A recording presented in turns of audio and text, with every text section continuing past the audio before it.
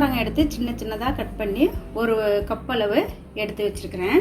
பெருங்காயத்தூள் 1/4 டீஸ்பூன், மஞ்சள் தூள் 1/2 டீஸ்பூன், பச்சை மிளகாய் 5 பச்சை மிளகாய், சின்ன வெங்காயம் 5, பூண்டு 2 பல்லு, சோம்பு 1/4 ஸ்பூனு, சீரகம் 1 டீஸ்பூனு, 10 மிளகு எடுத்து வச்சிருக்கிறேன். தேங்காய் துருவல் 2 ஸ்பூன் எடுத்து வச்சிருக்கிறேன். பொட்டுக்கடலை 1 ஸ்பூன் எடுத்து வச்சிருக்கிறேன்.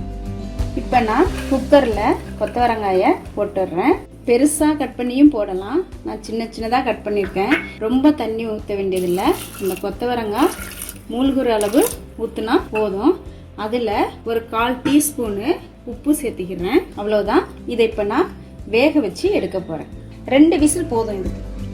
இப்போ கூட்டு செய்கிறதுக்கு நான் மசாலா ரெடி பண்ண போகிறேன். தேங்காவை எடுத்து ஜாரில் போட்டுட்டேன்.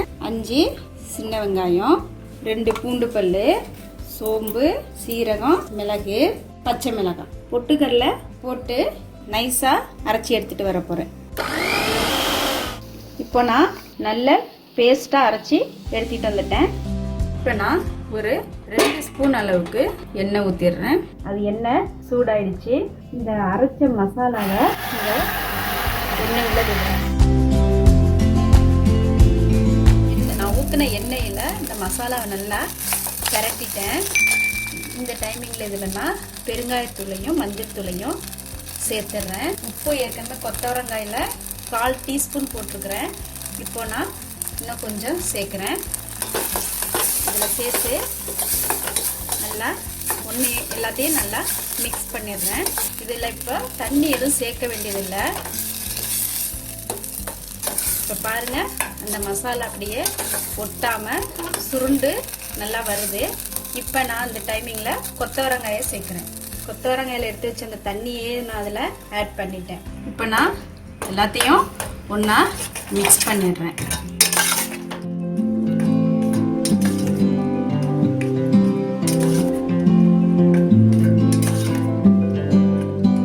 எல்லாத்தையும் நல்லா மிக்ஸ் பண்ணிட்டேன். கொத்தவரங்காய் நல்லா வெந்துருச்சு. அதனால ரொம்ப நேரம் வேக வைக்க வேண்டியதில்லை. மசாலாவையும் எண்ணெயில் பரட்டிட்டேன். ஸோ அதனால இதை ஒரே 1 நிமிஷம் மூடி வச்சு எடுத்தால் போதும். இப்போ 1 நிமிஷம் ஆயிடுச்சு. நான் ஓப்பன் பண்ணுறேன். இது பார்க்கவே அழகாக இருக்குது. இந்த ஸ்டேஜ் தான் ரெடியானதுக்கான அர்த்தம். கொத்தவரங்காய் கூட்டு ரெடி ஆயிடுச்சு. இன்னும் நம்ம சேனலை சப்ஸ்கிரைப் பண்ணலைன்னா சப்ஸ்கிரைப் பண்ணிடுங்க. கூடவே பக்கத்தில் இருக்க பெல் ஐக்கானை மறக்காமல் ப்ரெஸ் பண்ணிடுங்க. அப்போ தான் நாங்கள் போடுற வீடியோஸை நீங்கள் ரெகுலராக பார்க்க முடியும்.